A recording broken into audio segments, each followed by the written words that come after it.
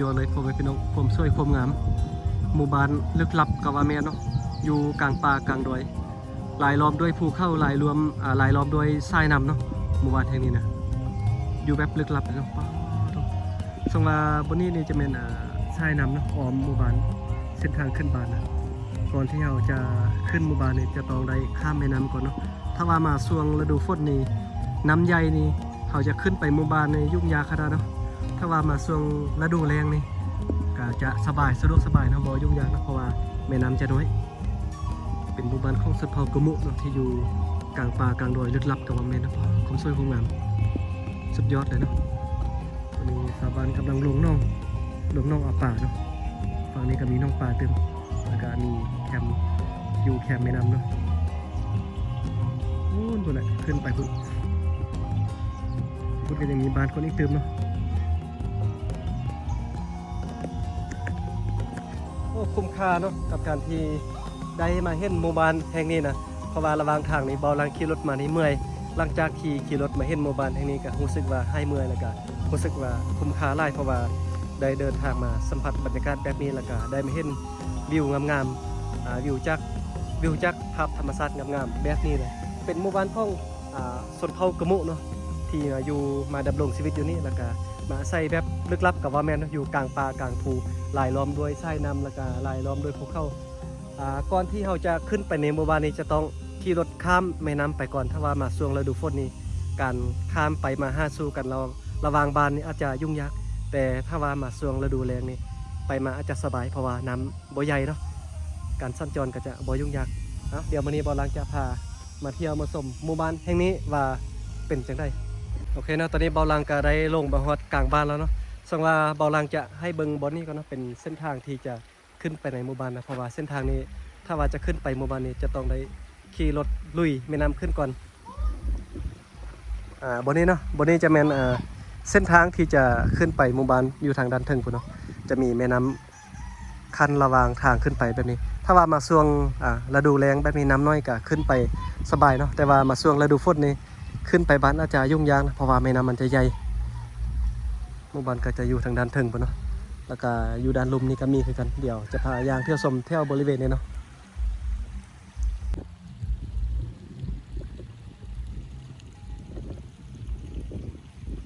เป็นหมู่บ้านอยู่กลางป่ากลางดอยแบบนี้เนาะโอ้แต่ว่าเฮือนหลังนี้นี่เบาหลังเบิงนี้วาดเสี้ยวเนาะเพราะว่าอยู่แคมน้ำแบบนี้นะยามฝนมาในยานน้ำจะท่วมเฮือนเนาะ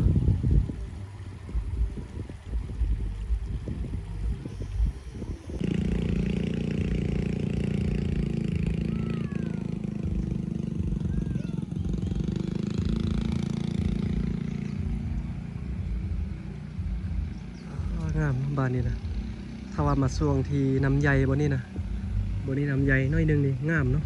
เพราะว่าเบาหลังเคยมาแล้วช่วงที่น้ำใหญ่นะ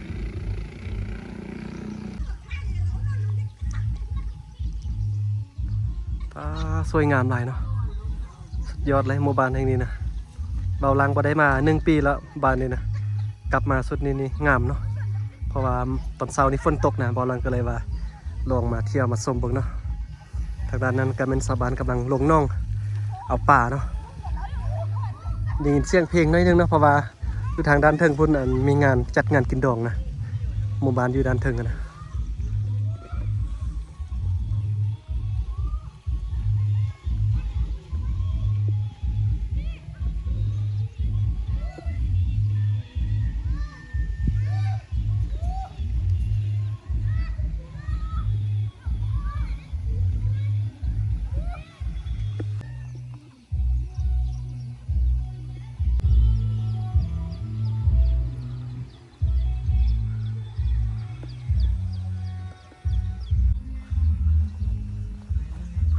ยางมาจุดเมื่อยเนาะ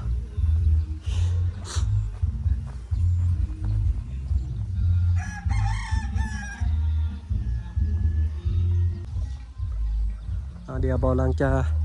พายางเที่ยวส้มเลยเนาะว่าหมู่บ้านนี้เป็นจังได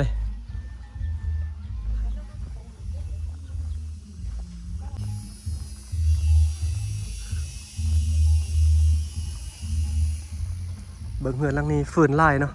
เพราะว่าชาวบ้านไปให้ไปส่วนมานี่จะเก็บฟืนมาไว้แบบนี้นะ ถ้าว่าบ่เก็บฟืนมาไว้แบบนี้แล้วดูฝนมาจะบ่มีฟืนดังไฟนึ่งข้าวเขากินเพราะว่าชาวบ้านอยู่โดยจะบ่มีเตาแก๊สได้บ่มีเตาแก๊สบ่มีโรงงานน้ำดื่มเนาะน้ำดื่มก็ไปเอาน้ำห้วยน้ำธรรมชาติมากินฟืนดังไฟครัวกินก็เอาฟืนเนาะดังไฟนึ่งข้าวครัวกินนะ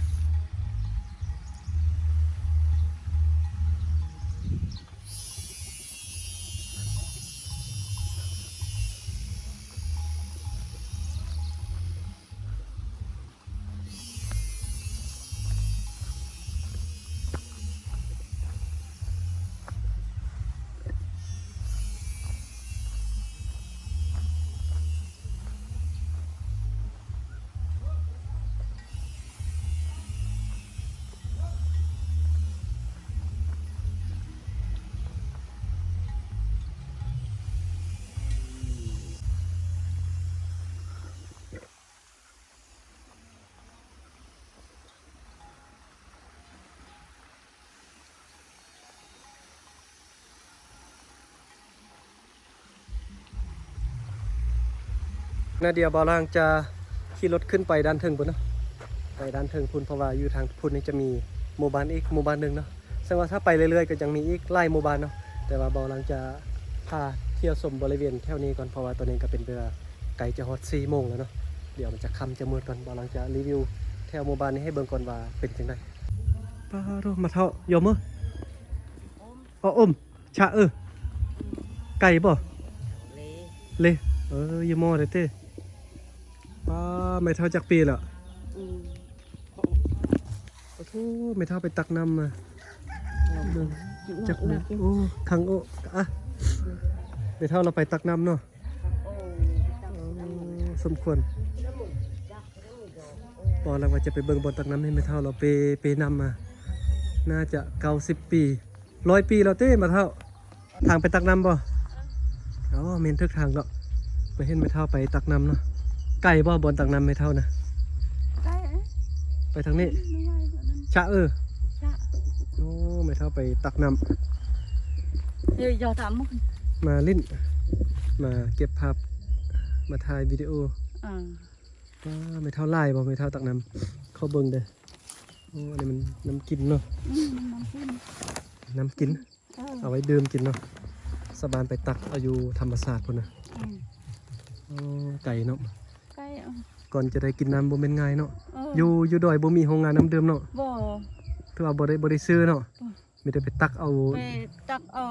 แล้วก็มาต้มกินอย่างต้มบ่นำนี่บ่ต้มเลยตักแล้วกินเลยไก่เนาะย่างไว้เนาะไปเบิ่งกันมีคนบ่มีไล่บ่มียัง3 คนเลยไปเบิ่งเขาเจ้ากันหน่อย2 คนขอบใจก็คือที่บ่ลังได้เว้าไปว่าอยู่ดอยบ่มีเนาะบ่มีโรงงานน้ำดื่มแล้วก็บ่มีคนที่ขายน้ำดื่มนี่ชาวบ้านจะต้องถ้าว่าพาอยากกินน้ำนี่จะต้องได้ย่างไปเข้าป่าเข้าภูแบบนี้เนาะไปแบบนี้เพื่อจะไปตักเอาน้ำมากินถ้าว่าบ่ไปก็บ่มีน้ำกินเด้โอ้คนน้อย6 ขวบเนาะบางคนน้อยยังตักน้ำมากินเนี่ยอมเอือกลายบ่ของเจ้าน่ะลายโอ้ไปทุกมื้อบ่ตักน้ำนี่ยังมีคนบ่มีเนาะอ๋อนี่ชาวบ้านไปตักน้ำไปกินตอนนี้ก็มาเห็นบอลตักน้ำดื่มน้ำกินแล้วเนาะเมื่อกี้ยางไก่ยางมาฮอดนี้แล้วแต่ว่ายางไก่พุ่นไปฮอดก็จมดอยพุ่นเย็นบ่น้ำเนี่ย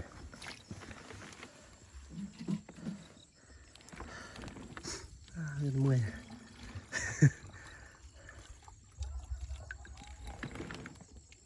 มันค่อยๆตักเนาะตักไวบ่ได้น้ำจะขุ่นนะตักไวนะ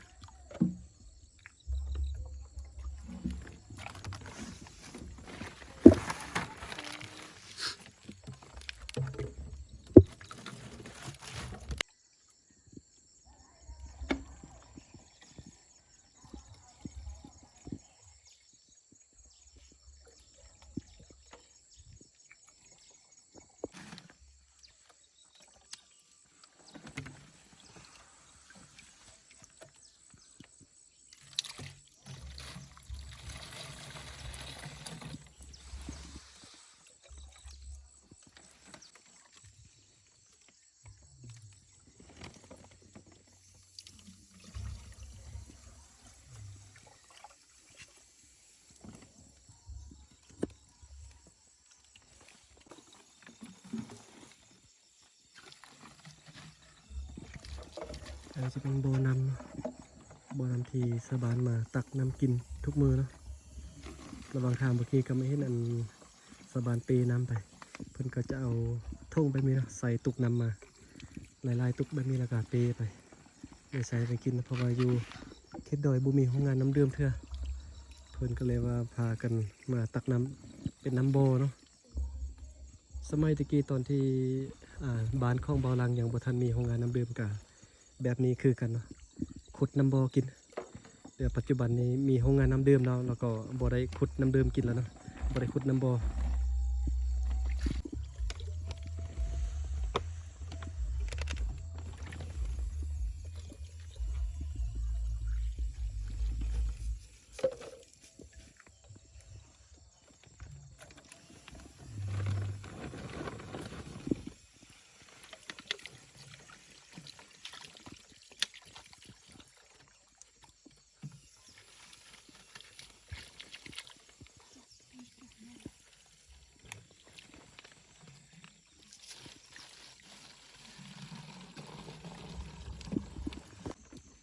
ตอนเช้าแล้วก็ตอนแรงไปเนี่ยสบานก็จะมาตักน้ำ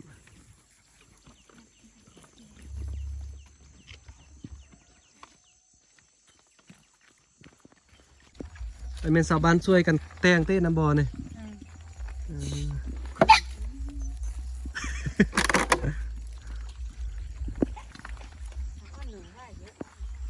อันนี้มันตุกน้ำกินเนาะสาวบ้านมาตักน้ำกินบนนี้เปลี่ยนคิวกันเนาะผู้ใดมาก่อนได้ตักก่อนใครมาตำลังก็ได้ท่าบันนี้เบิ่งแม่เพิ่นตักก่อนบันนี้นะ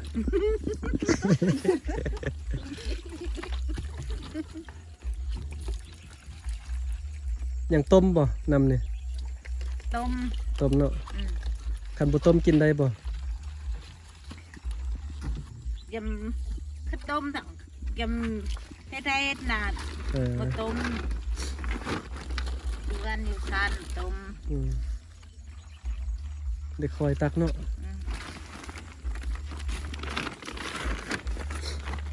อันนี้เต็มแล้วติเนี่ย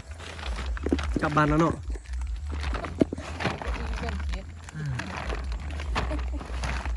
มันผู้สาวเต้บ่แม่นอ่ะพวกแล้วเต้ปกติคนแบบมีพวกแบบบ่อายนะคันเป็นผู้สาวมักน่าอายอันนี้มันผู้สาวเรือแต่งงานแล้วคนอึ้งซึ่งปากซึ่งเบาน่ะเรามีพวกแหละมีแล้วเต้ปกติแบบคันคนอึ้งซึ่งปากซึ่งเบามีแต่เบาอึ้งเบาเวลาค่อยไปดอยในคันผู้สาวในเขาน่าอายคันคนมีพวกในเขาบ่อายนะแต่ว่าเรายังอายอยู่ ถามเราก็บ่ตอบยังเมื่อกี้นั่งเบิ่งเราก็บ่ปักตะเคียนไปทางลุงนู่นตักน้ำเต็มแล้วเนาะไปบัดนี้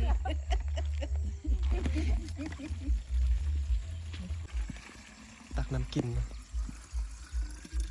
เป็นแต่อยากกินเนาะเย็นจังนี้เนาะถ้วยซีนไป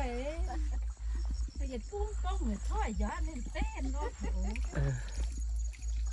เมื่อกี้เบาลังยางไปพูนไปฮอดจอมดอยพุ่นเนาะเป็นไม่เท่านึงไม่เท่าว่าไปบุทึกทางแล้วผิดทางแล้วก็เลยยางกลับมาพอดีเห็นสะบานตักน้ำอยู่นี่เนาะ โอเคเนาะตอนนี้เบาลังก็จะกลับไปอยู่พุ่นละ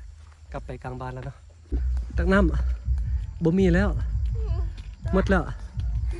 ค่อยไปมาเมื่อกี้เหรอ ไหลยอกเพิ่นเนาะสะบานไปตักน้ำไปทุกมือเนาะตักน้ำกินสบายเลยสาวเนี่ยจักปีแล้วฮะ11 ปีแล้วเข้าเงียนบ่เข้าห้องไปยังล่ะป.5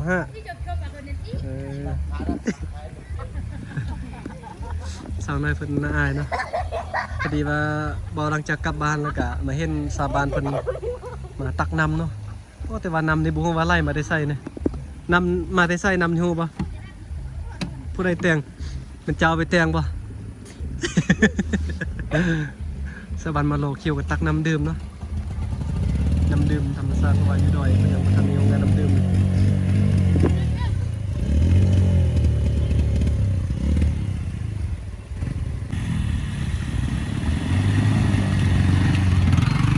เรามาส่งฤดูฝนเลยโอ้ยุ่งยากได้ขี่รถข้ามน้ำขึ้นไปบ้านเลย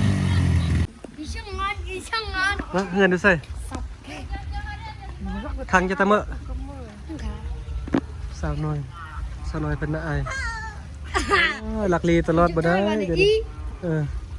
มันสาวน้อยตักลำมันสาวน้อยน้าอายเนาะ ใช้เพิ่นเขาไม่แล้ว โอ้ยมองเลยเด้อกลับบ้านกันเด้อ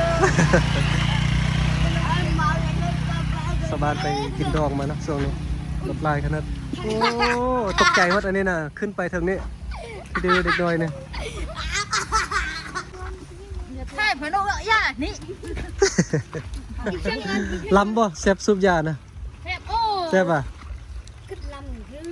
เยอะใช้เพิ่นเขาไม่แล้ว ไปแล้วพุ่นผู้สาวน้อยไปแล้วสาวน้อยกับวันอายใช่ป่ะพุ่นตักน้ำเต็มแล้วก็เปตกน้ำนะกลับเหือนชีวิตสาวดอยเนาะ